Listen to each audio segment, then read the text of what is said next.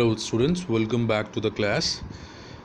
Today we will be going to study about the numericals of a mirror formula. Okay, in the last class we saw that what is mirror formula.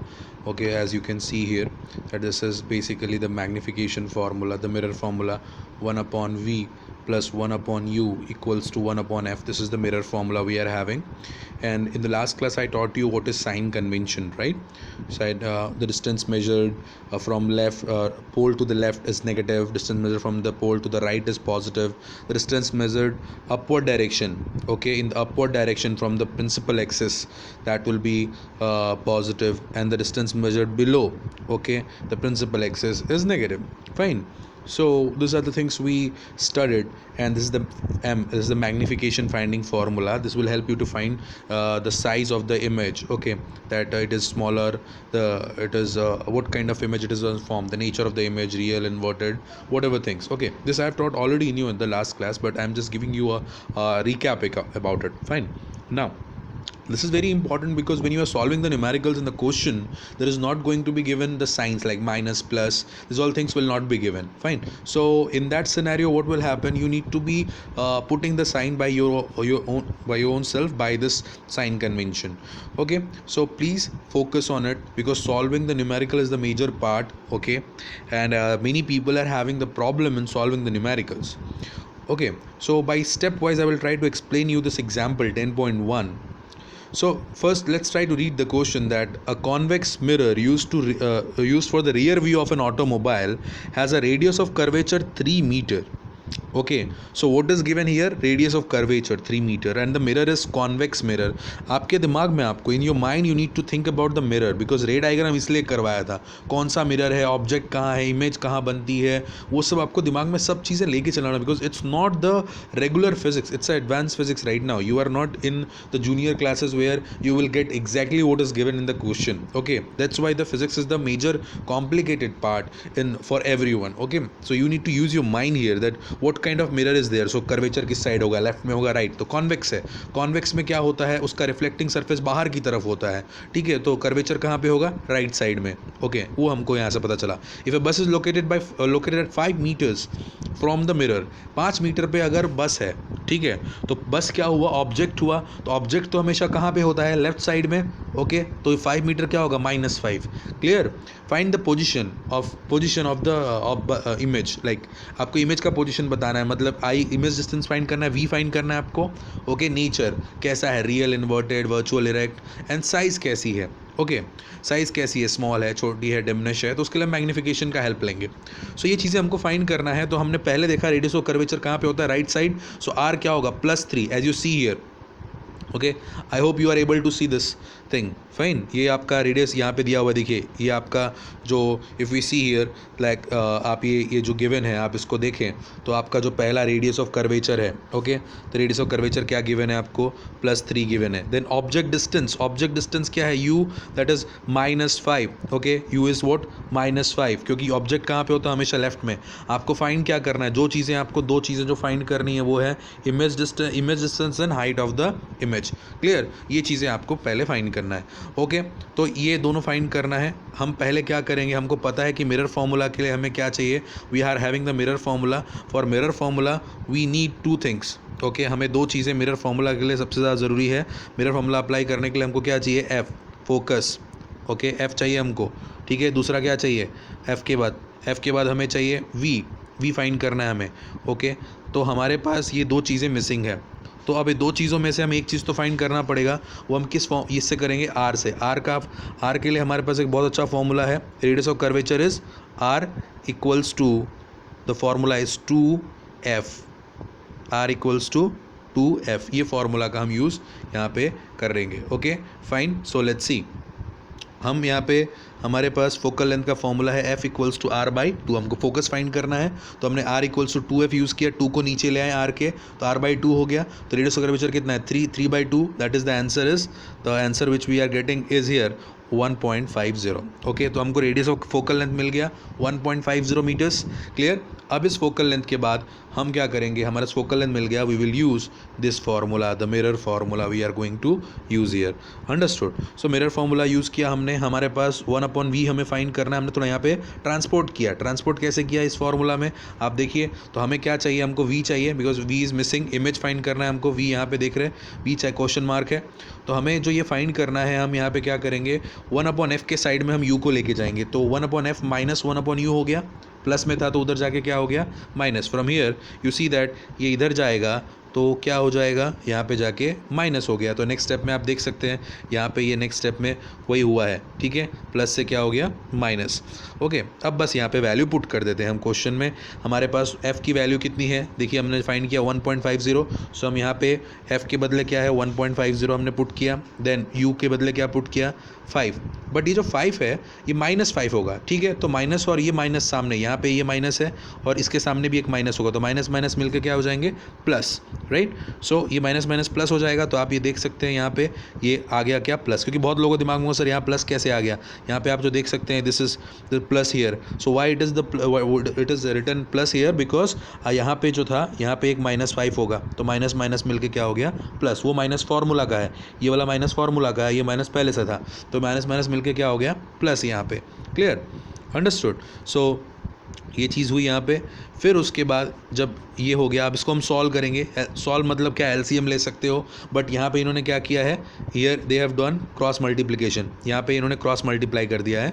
तो 5 यहाँ चला जाएगा ऊपर, the 5 will go this side. यहाँ पे 5 आ जाएगा multiply होके, और इस साइड कहाँ क्या चला जाएगा, यहाँ पे 1.5. इस तरह से क्रॉस मल्टीप्लाई, और नीचे ये इससे मल्टीप्लाई हो जाएगा और ये इससे मल्टीप्लाई होगा.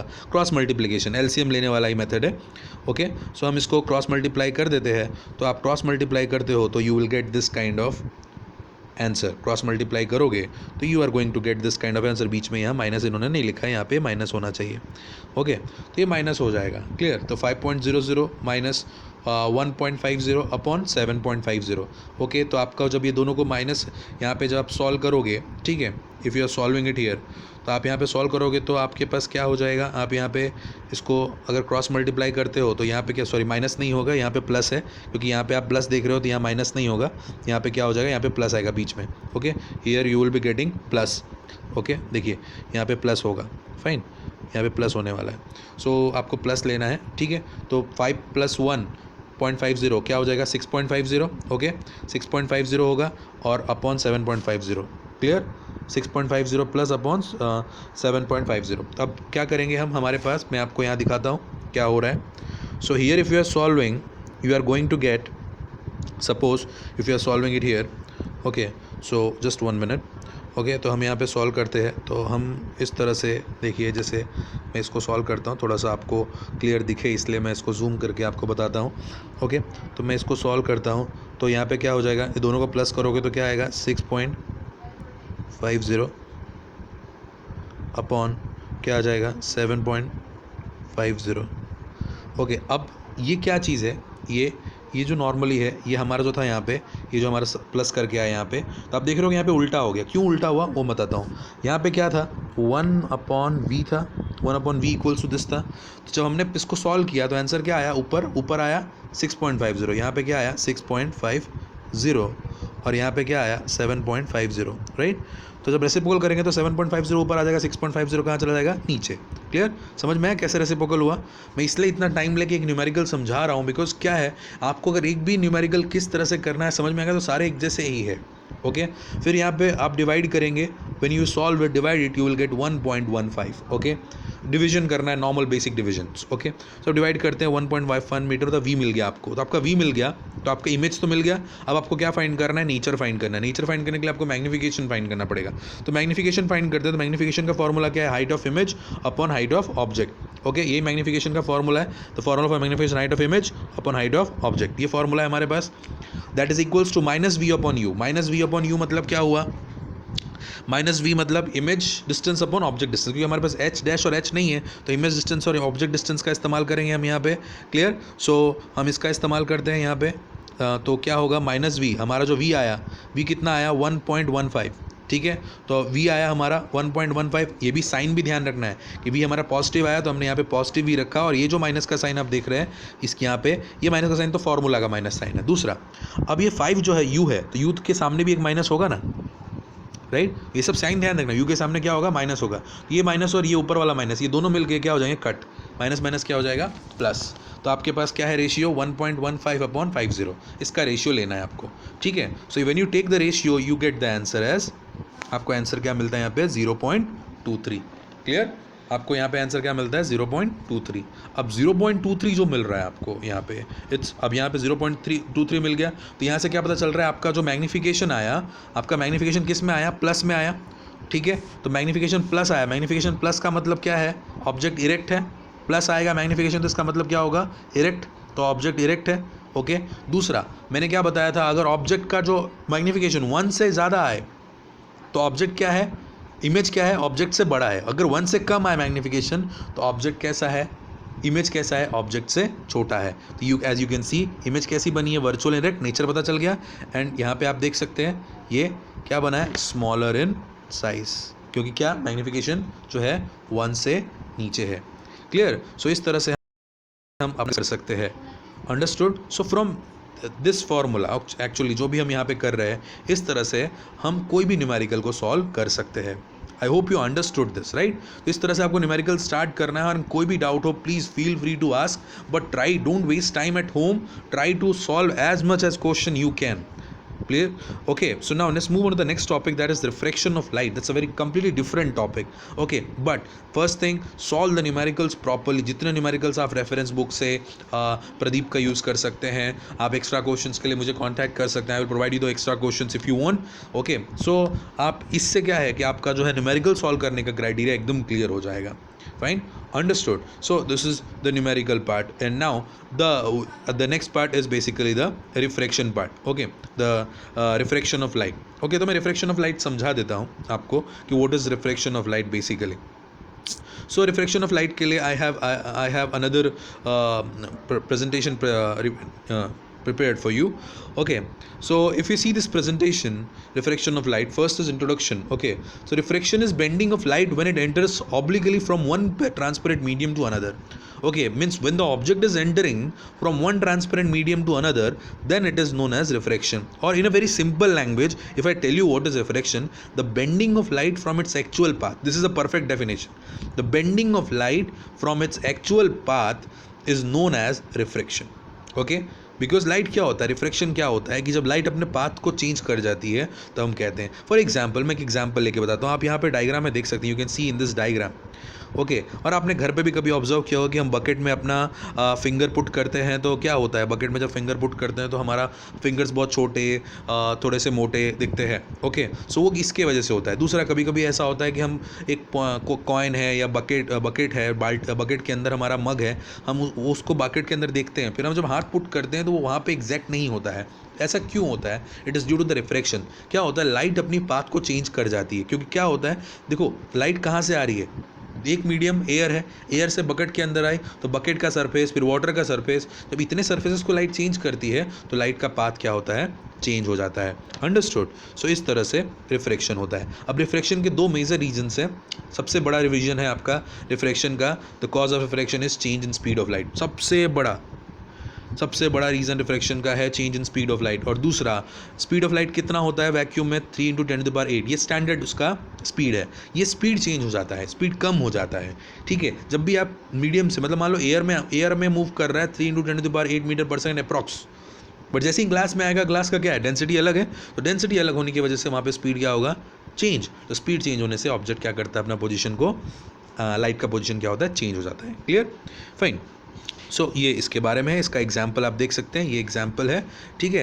एपरेंट पोजीशन, रियल पोजीशन मतलब जहाँ पे होना चाहिए, बट एपरेंट पोजीशन दिखता है हमको। एपरेंट पोजीशन क्या है, जहाँ पे हमको दिख रहा है, वो पोजीशन को हम एपरेंट पोजीशन कहते हैं, ठीक है। वो किसकी वजह से होता है, रिफ्रैक्शन की वजह से। और भी फिनोमिना से बहुत सारे, like twinkling of stars basically twinkle नहीं कर रहे होते हैं, वो भी किसकी वजह से होता है, रिफ्रैक्शन। वो हम नेक्स्ट चैप्टर में हम पढ़ेंगे उसके बारे में। क्लियर। नाउ आफ्टर दैट, जो glass slab experiment, this is very very important experiment.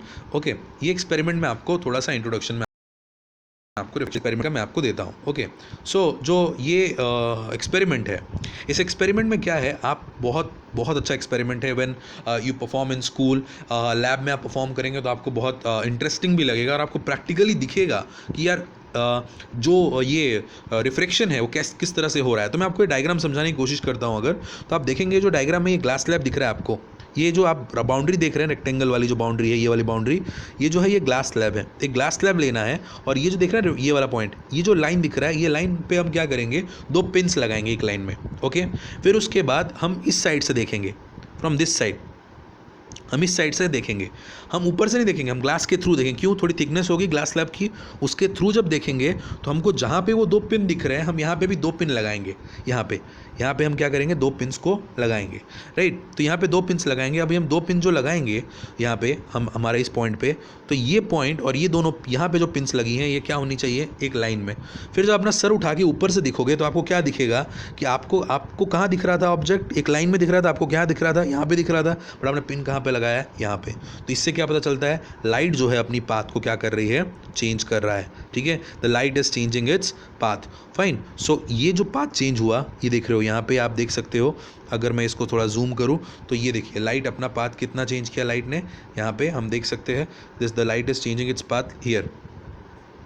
Okay, so ये जो डिस्टेंस है, इस डिस्टेंस को हम क्या कहते हैं, D. It is known as a lateral displacement, the change in position from the actual path to the emergent path.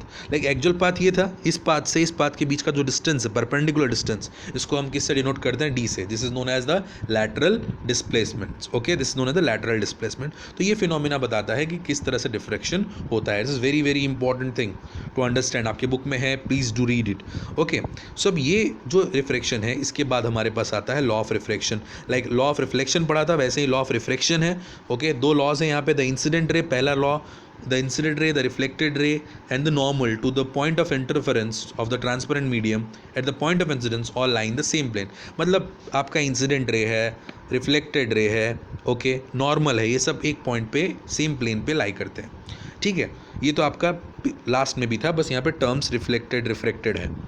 ये सबसे इंपॉर्टेंट सेकंड लॉ है, स्नेल्स लॉ। इसको दूसरा नाम है स्नेल्स लॉ। स्नेल्स लॉ क्या होता है, the ratio of sine of angle i, मतलब साइन ट्रिग्नोमेट्रिक आइडेंटिटी है, sine of angle i upon sine of r is always constant. मतलब अगर जो हमने ये जो एक्सपेरिमेंट को हम इसको इस एक्सपेरिमेंट को स्नेल्स लॉ एक्सपेरिमेंट भी कहते हैं। मतलब जो भी आई और आर का वैल्यू है, यहाँ पे आप देख सकते हैं, जो भी आई का वैल्यू, मतलब ये 30 डिग्री है, ये 60 डिग्री है। ओके, तो 30 अपॉन 60 क्या होगा, 1/2। फिर आप यहाँ पे 40 कर दो तो यहाँ पे कितना हो जाएगा, 80।